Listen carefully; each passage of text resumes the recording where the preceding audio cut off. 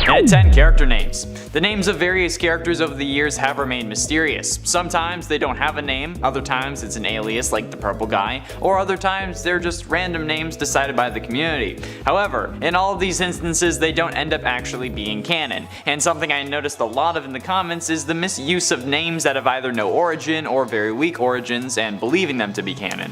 One of the best examples of this is the Crying Child and Mrs. Afton. Crying Child currently has two names that are being used, Evan and Chris. Neither of them are canon, and only one of them is actually a theory, and not even a strong theory at that. So far they've only been able to find E, V, and A, and not the N in any solid fashion. And the whole Clara Afton thing is just very outlandish to me. Just because there's a name doesn't mean it belongs to anyone. Does that mean that Crying Child's name is Vlad because the purple character in that soap opera was named Vlad, or is that William's new name? Like, come on. And at 9, Mic Trap. The Mic Trap versus Will Trap debate, at least in our comment section, seems to be over. At least until this video goes out and people are gonna spark it up again to troll. However, the debate over who is in the Springtrap suit is still heavily debated on Reddit and other comment sections, thanks to the final scene from Sister Location that involved the final speech from Michael and the reappearance of Springtrap, confirming some theories about him surviving the fire. However, the appearance of Springtrap accompanied by the line of "I'm going to come find you" left some people thinking that Michael was the one in the Springtrap suit instead of William,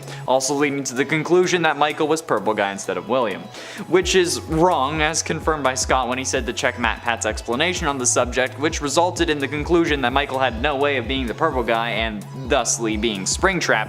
However, the introduction of Scrap Trap reignited the debate, and I'm not too sure if it's been put to bed at this time. And given that Scott will be relinquishing ownership after security breach, I don't know if we'll be getting another Reddit post about it. Although, Mic Trap for Springtrap is absolutely not canon. It was confirmed to be not canon, so stop. And at 8, Bite of 87. The Bite of 87 is one of the most mysterious moments in the entire FNAF series, and it was introduced in the first game. Being introduced in the series in FNAF 1 from 2014, the Bite of 87 has remained one of the most debated points in FNAF history, and we can't quite agree on what happened. At first we thought it was Golden Freddy who caused the bite, then Freddy, then Mangle, then Fredbear, then Toy Chica, then back to Mangle, and everyone has their different opinion on the subject, but for some reason most people think that it's confirmed that the Bite of 83 from FNAF 4 is the Bite of 87, which it isn't. If you Google Bite of 87 on Google Images, you get pictures of the Bite of FNAF 4, which is in 1983. I'm sure you're seeing pictures of this incident right now even. The Bite of 87 and 83 have been confused for ages, and they're still being confused to this day.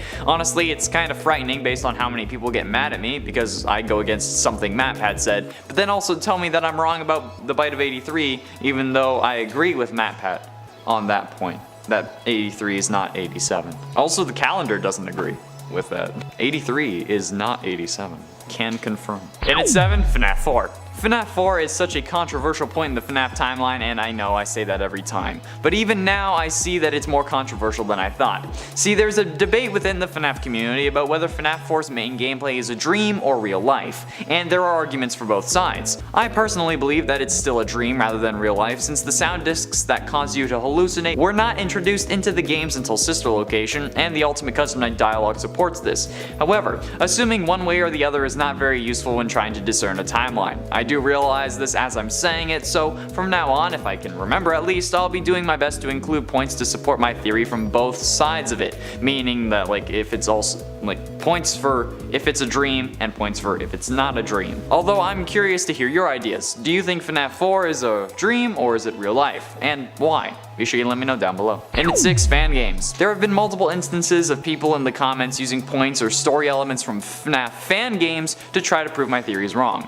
For example, a YouTube user commented on another video saying that Vanny's mask appears in the FNAF fan game called Aftermath. So my statement that her mask appears in the DLC to a game that's meant to look back on the past tragedies of the franchise and that could mean she's from the past is false, even though Aftermath is a FNAF fan game and has no canonicity in the main series, which I don't understand because like why would you use a fan game to try to prove me wrong? On a video that has nothing to do with that Vanny theory, no less. Someone else even commented on yet another video where I included fan characters for context since the main series didn't have 10, where they said fan games don't count since they're non-canon and are in a different universe, which was trying to be a dig at me for using fan characters, but I mean like there aren't 10 Springlock victims in the main series, in the books or the games combined. But But this only supports my point that you can't use fan games as evidence for a theory, but you can use them on a list if need be, alright? Halfway through in at number 5, assumptions. As the great Slade Wilson once said, assumption is the mother of all failures. Well, okay,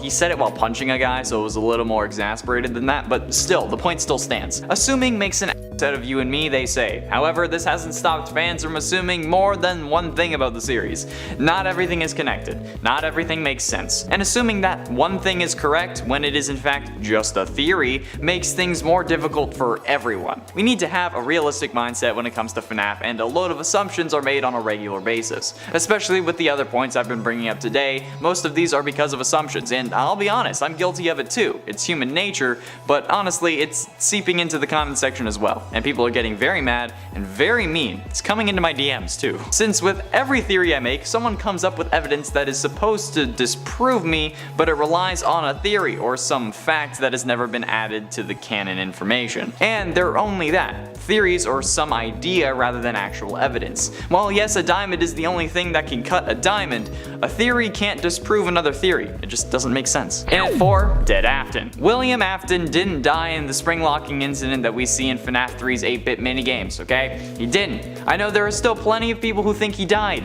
but he didn't. MapHat even said it himself, since the majority of people saying this are also the ones who say that I'm wrong because MapHat said blank. He said in one of his FNAF 3 or FNAF 4 theory video, timeline video, something like that, to note that you don't see William die in the suit. You see him convulsing because of being spring locked, and then he starts twitching. But he never stops moving.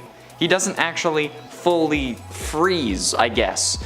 And thanks to the man in room 1280, we know that William was being kept alive by the spirit of one of his victims that the book calls Andrew, but the games call the one you should not have killed. And we know that these are meant to help fill in blanks from the past, thanks to a Reddit post from Scott from 2020 saying, quote, "Let me at least say this, future games will look forward, but look to the novels to fill in some blanks to the past."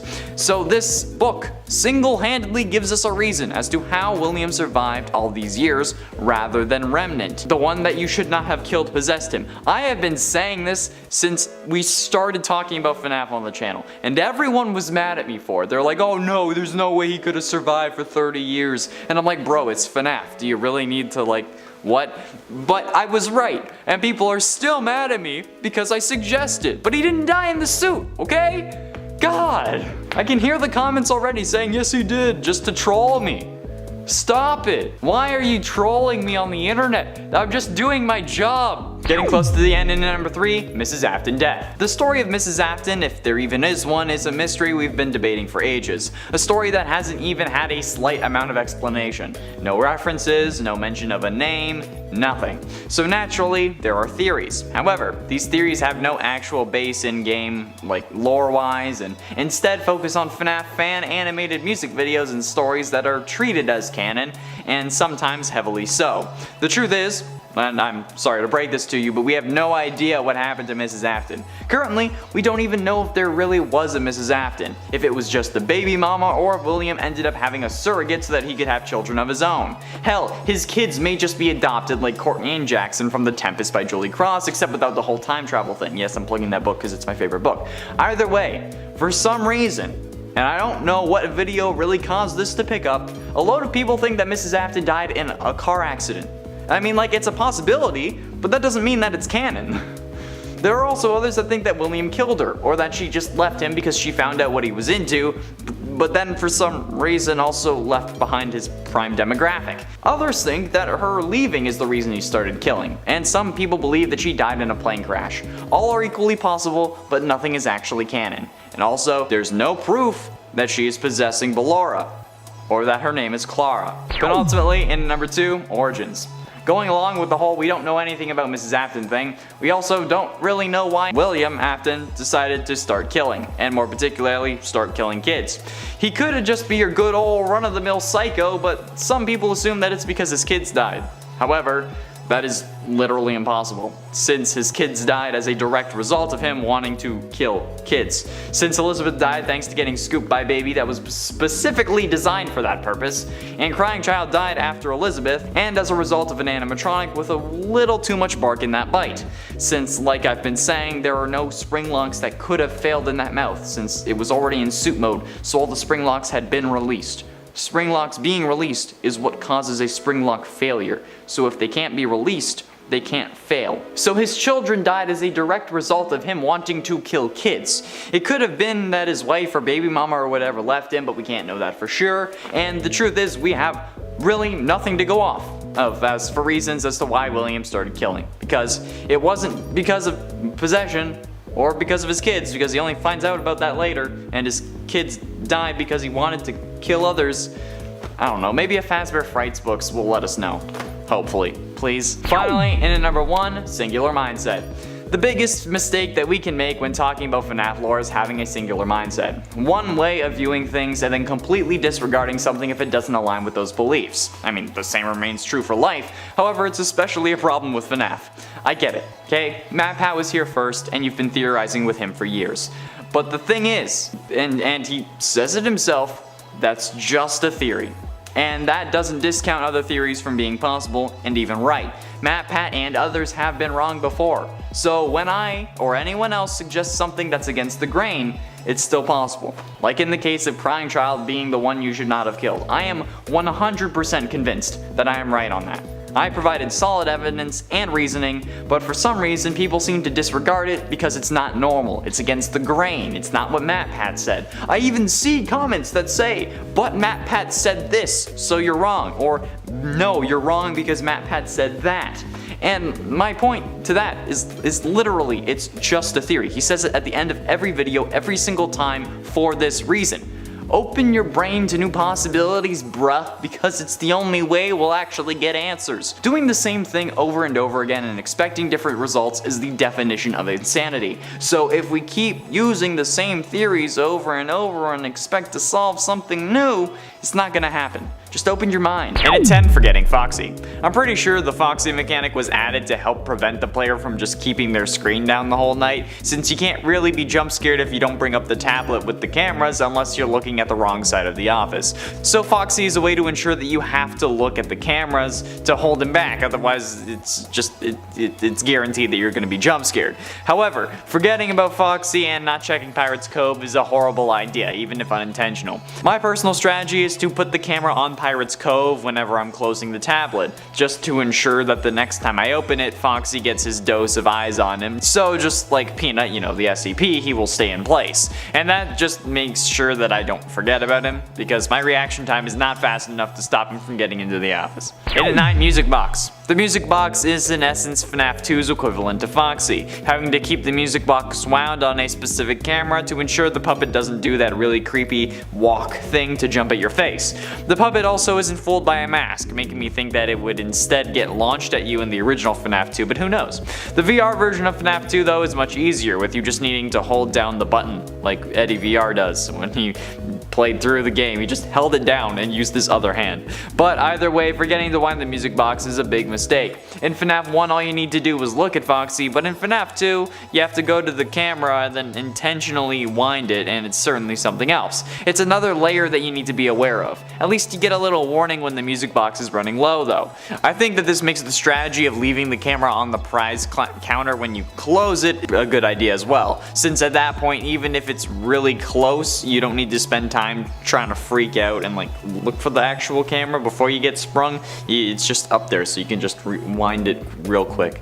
In at 8, speedrunning. Trying to speedrun something like FNAF is actually impossible, with each individual night having a set amount of time that you need to get through to actually survive. Around 42 seconds per hour if memory serves. However, there are certain aspects of the game that you can try and speedrun, particularly in FNAF VR and the additions like the Curse of Dreadbear Halloween DLC. Games like The Hallway, Build a Dreadbear, Corn Maze, and a couple others can actually be speedrun in a sense, since these aren't reliant on surviving until 6 AM. These are reliant on completing a set of tasks, like collecting a key and leaving a maze, or completing a brain for an animatronic. These kinds of things can be speedrun, however it's still not a good idea. Trying to speedrun something like the Corn Maze will absolutely result in a failure or a jump scare, since Foxy always knows where you are, and the only way to actually avoid him is to hide behind cardboard cutouts. But these cutouts are only in specific places, meaning you need to camp one and then wait for him to see you in order to be the most effective. But ultimately, it's just a bad idea and you should avoid it. And it's 7 timeline. Trying to think about a FNAF timeline is probably one of the worst mistakes or decisions that you can ever make. The FNAF timeline is not for the faint of heart, and honestly, if it wasn't my job at this point to think about it, I wouldn't even have touched the damn thing. Before we started making FNAF videos, do you think I was just sitting at home thinking about the timeline? No, I just trusted what MapPad said. And honestly, that's what I'm sure a lot of you do as well. There are some things in his FNAF theories that I would question, but since it wasn't my job to care, I really didn't. And it didn't make my life any worse, so trust me, if you aren't getting paid to talk about FNAF, or aren't trying to make a career by talking about FNAF and its convoluted what-if story timeline, don't bother.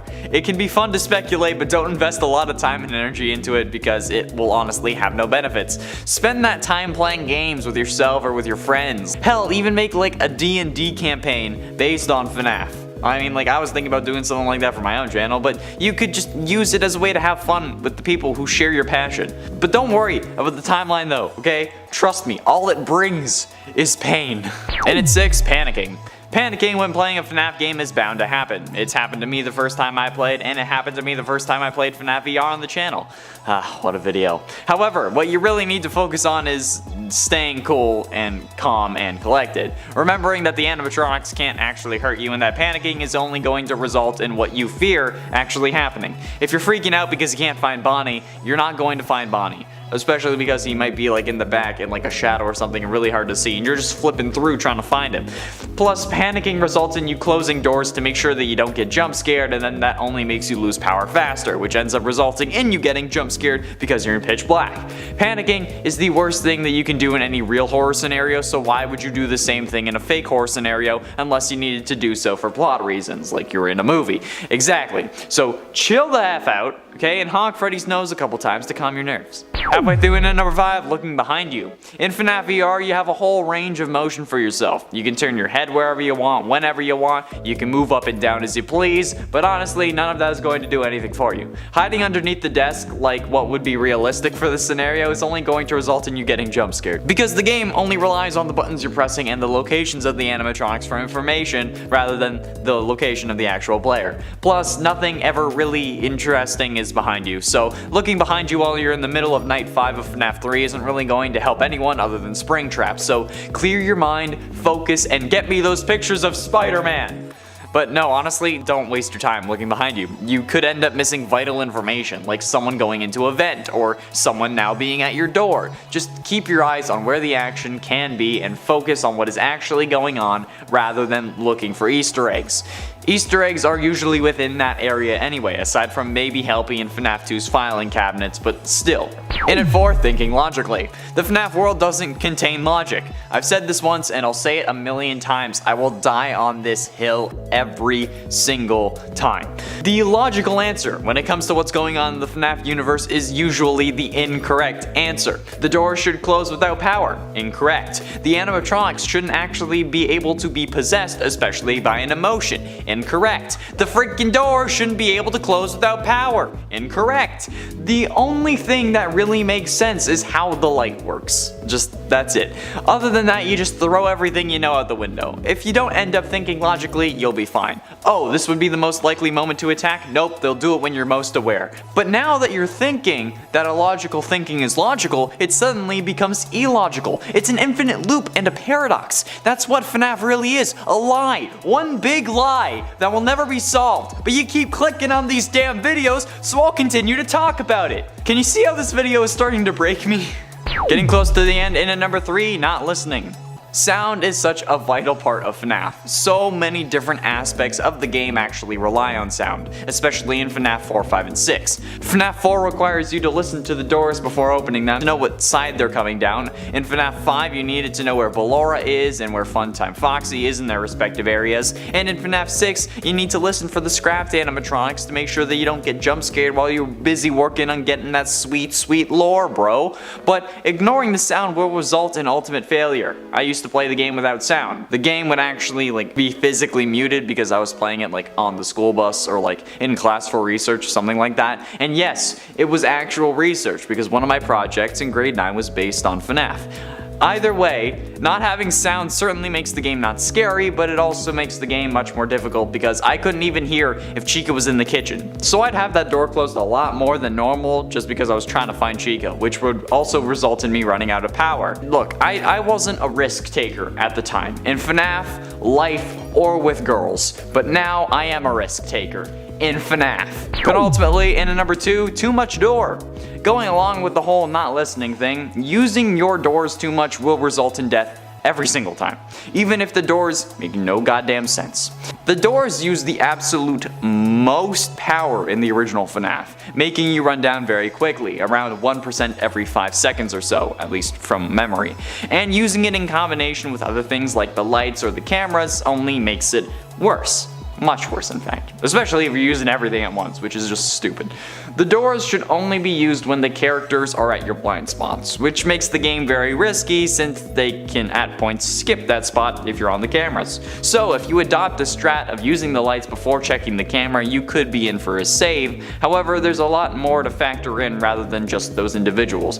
The Freddy Files doesn't even really help with this kind of thing. I mean, maybe I should make a video called playing FNAF the way Scott Cawthon intended or something, and see how far I can get just based on the strategies from the Freddy Files Updated Edition. But then again, like I said, I'm not a risk taker. Wait, no, I said I am a risk taker now. Damn it! Finally, in number 1, playing. Probably the biggest mistake that you can make in FNAF history, and the one I tend to try and avoid, is actually playing the game. Just think about it. If you don't play FNAF, then you don't have to worry about the jump scares or the stress at all, or hell, even the timeline. You can just sit there and watch other people scream on your behalf. And isn't that everyone's dream? And it's not even just a dream theory, it's just a dream. It's probably the biggest mistake you can make, and it's just because you decided to boot up the game. I've only played FNAF VR a handful of times, and while I do still suffer at the hands of Freddy Fazbear and Scott Cawthon, that's not due to me playing the game. That's because of you people and your unwillingness to click on literally any other kind of video we release. I'm joking, but I'm also not joking. So can you for God's sakes just click on some of the Minecraft videos for once? Or if we play something else, like that new open world horror spider train fighting simulator or whatever it is. Could you watch that one too? Cause I've been wanting to play that. It's exhausting talking about FNAF every day, man. I love the series, don't get me wrong, but every day? Especially with people yelling at me because I suggest that Crying Child is the one that you should not have killed, and that's not what NatPad says. Bro, we've made over 300 FNAF videos at this point.